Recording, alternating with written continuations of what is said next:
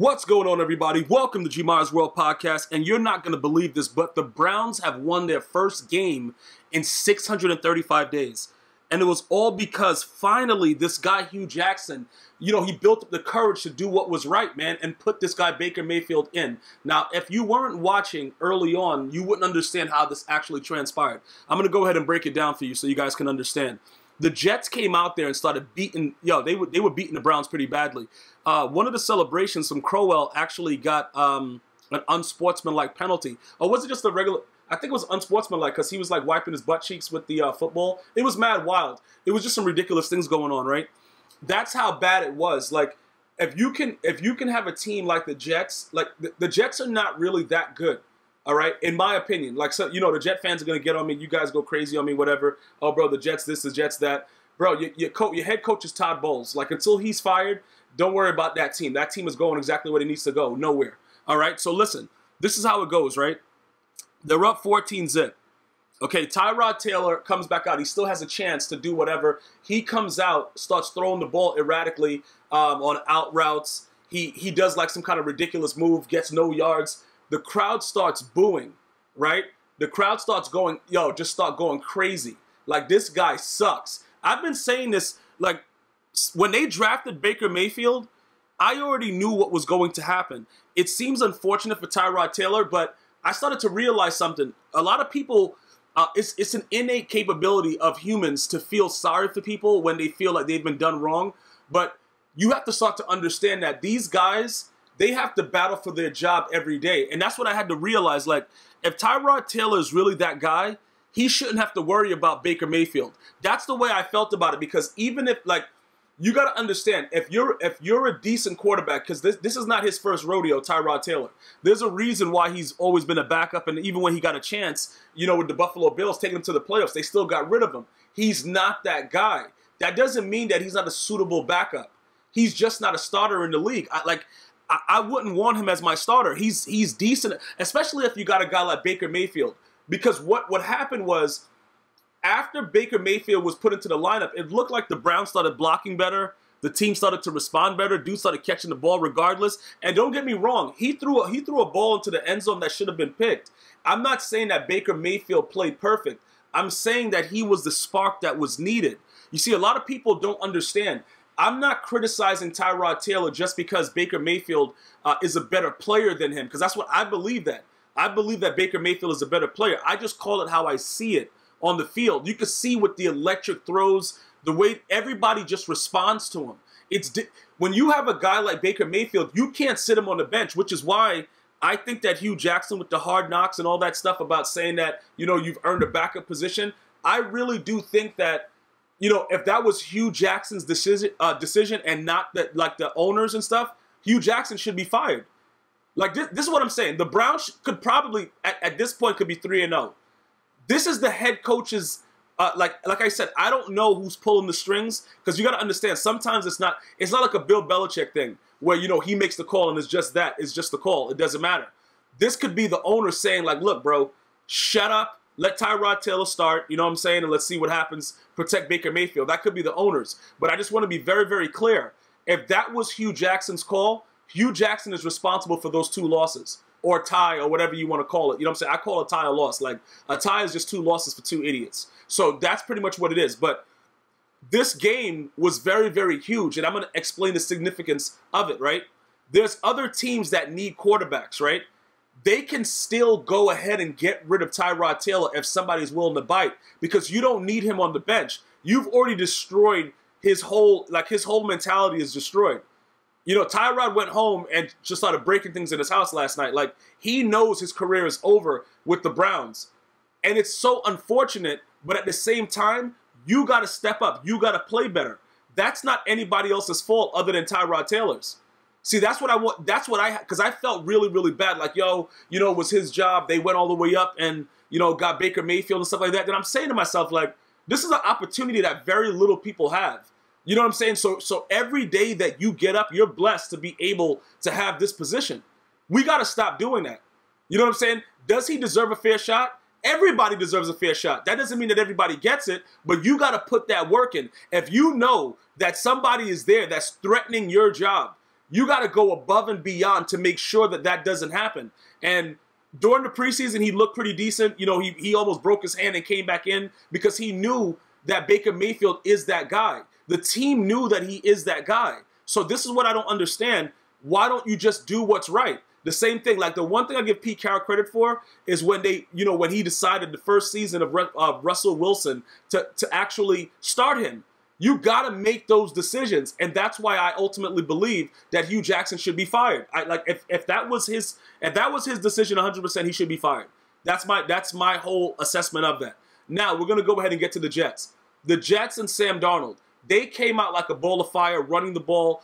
Sam Darnold looked very, very good. I was very impressed with the way that they came out because a lot of people picked the Browns to win this game just because they were overdue. And I got news for you: they wouldn't have won this game if you know, what is this idiot Tyrod Taylor stayed in the game.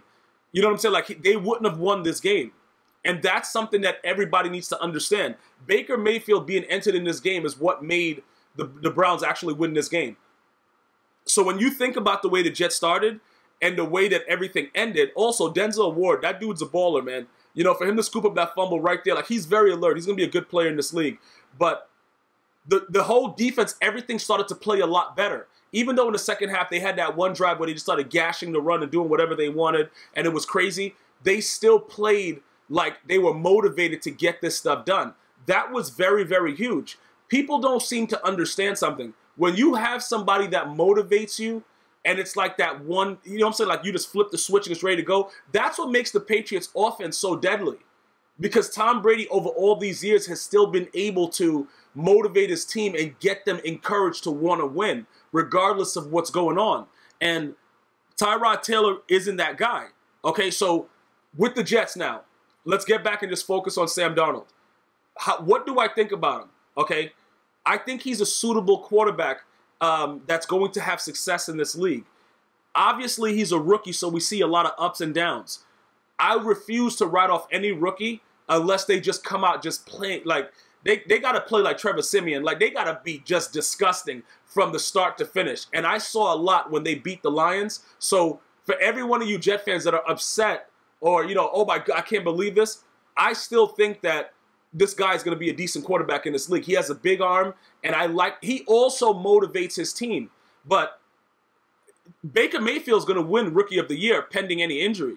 Like, it's not like it's something that, you know, it doesn't make any sense to even, you know, to try to knock it. That dude is ready to go. So it's unfortunate right now because, look, if you think about both the coaches, right? Hugh Jackson and Todd Bowles are both terrible coaches, right? So if you assess both of them together, who's in the better situation? It's going to be the Browns. As bad as the Browns organization has been, it's going to be the Browns because Baker Mayfield is better than Sam Darnold. You see, you can only change what you're capable of controlling. And Baker Mayfield himself he's like the dude is like an electric pulse. Like, he's ready to go. And the team responds.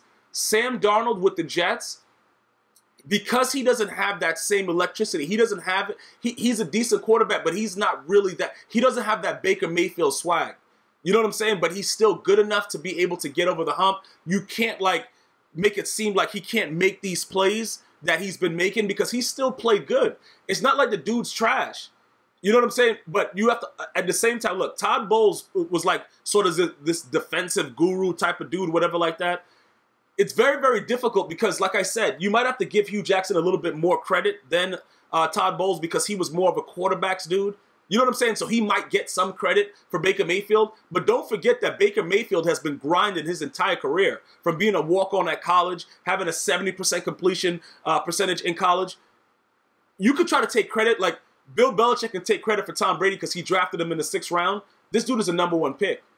Hugh Jackson is a joke. I'm going to tell you this again. If this guy is responsible for not starting Baker Mayfield week 1, he is an ultimate joke. Okay? That's all I'm going to say. We will never know unless the owner comes out and says, yo, you know what? It was Hugh's choice. We went with Hugh. We will never know if that was ultimately what happened. But I'm going to assume that he was just scared to do it and he wanted to give Tyrod Taylor a chance. Okay? But the Jets overall, they're going to have a little bit more downside because I don't think that Sam Darnold is in a, you know, with the media and everything like that in the New York area, if he makes any kind of mistakes and stuff, it's going to be completely different because New York is also looking for that spark. And I think he can give it to him, but everything that's surrounding it, like the Jets' defense is very, very impressive to me thus far. I think they're playing very, very well. I think they have what it takes to compete.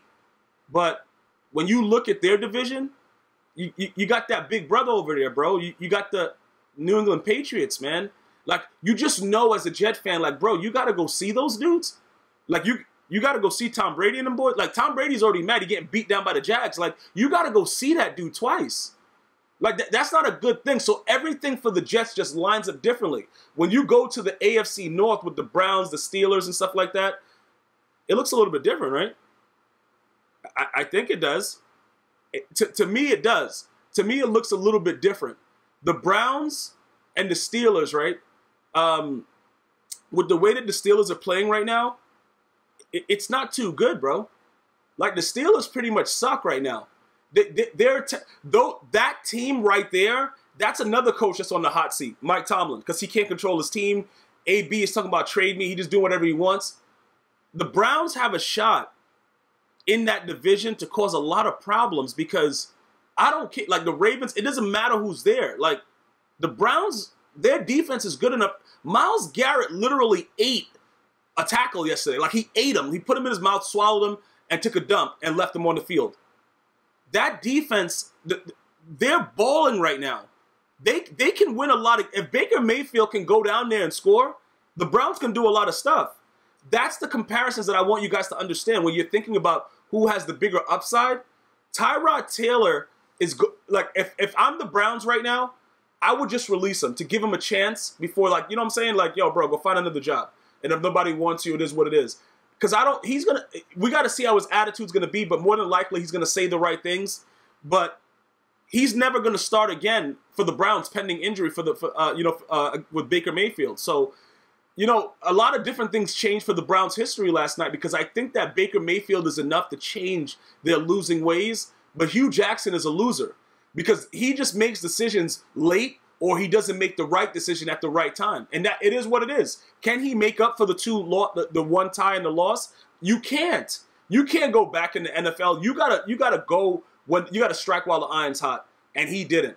So I blame him for that tie, and I blame him for the loss. Because I believe that I believe right now that the Browns will be 3-0 if Baker Mayfield starts from the beginning. That's not a knock on Tyrod. He's just a player. He's not a coach. He can't make the decision. He can't say to himself, yo, I'm garbage. I'm going to go sit on the bench. Somebody else has to tell him that he's garbage. And that's what Hugh Jackson was supposed to do. But it is what it is. It was a tough decision, all that stuff, blah, blah, blah. But I like the upside from the Browns. I do see them now with Baker Mayfield. If they would have started, I would say that they could have at least got 8 wins this season. Right now, I'm going to lean towards 6.